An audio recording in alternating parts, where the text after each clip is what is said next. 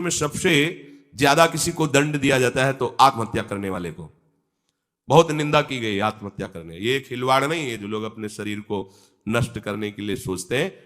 मतलब बहुत समय तक तो इनको पहले प्रेत बनना पड़ेगा जो आत्महत्या करते हैं, तड़पते रहेंगे, जल भी नहीं मिलता पीने को, बड़ा कष्टमय जीवन, फिर अधो योनियों को प्राप्त होते, बहुत मुश्किल, पता नहीं किस कल्प में फिर करुणा निधान इसे मनुष्य शरीर दे।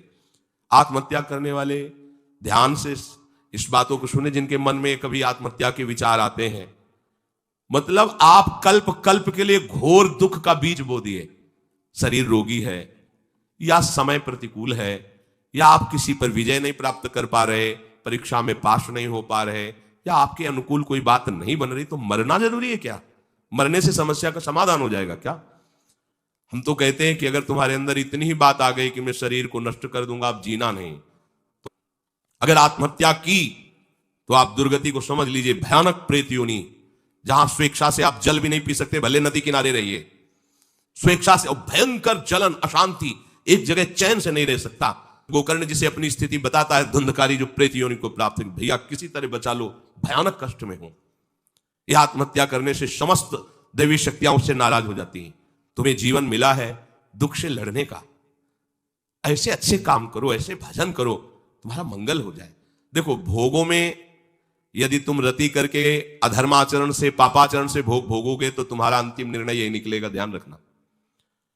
जब तुम धर्म विरुद्ध आचरण करोगे, जैसे कोई कहता है कि अभी तो छोटा बच्चा ही था, उसने कौन से पापाचरण किए, अभी तो 14-15 वर्ष का था, परीक्षा में ऐसा ऐसा क्या? तो भैया, एक जन्म का हिसाब नहीं चल रहा है, बहुत जन्मों का हिसाब चल रहा है।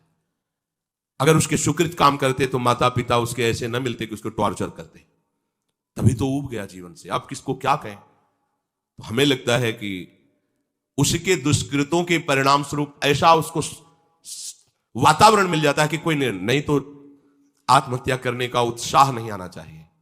हमें लगता है माता पिता को चाहिए कि अपने बच्चों से ऐसे मित्रता का व्यवहार करें कि उनके दुष्कृत नाश करने वाली भावना हृदय में जागृत हो, ना कि शरीर छोड़ने वाली। कोई बात नहीं, अगर इस बार फेल हो गए हो ना, हम तुम्हें और अच्छा ट्यूशन पढ़ाएंगे।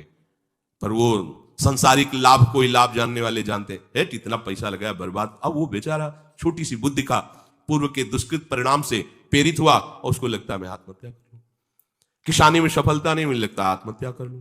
पति अनुकूल नहीं मिला, लगता है आत्महत्या कर लूं। पत्नी अनुकूल नहीं मिली, बोले आत्महत्या। ये कोई निराकरण है तुम्हारी समस्या का? समस्या का निराकरण तो विवेक से होता है। आप भगवान का आश्रय लेकर के भजन करते हुए फिर विचार कीजिए तो आपको रास्ता मिल जाएगा।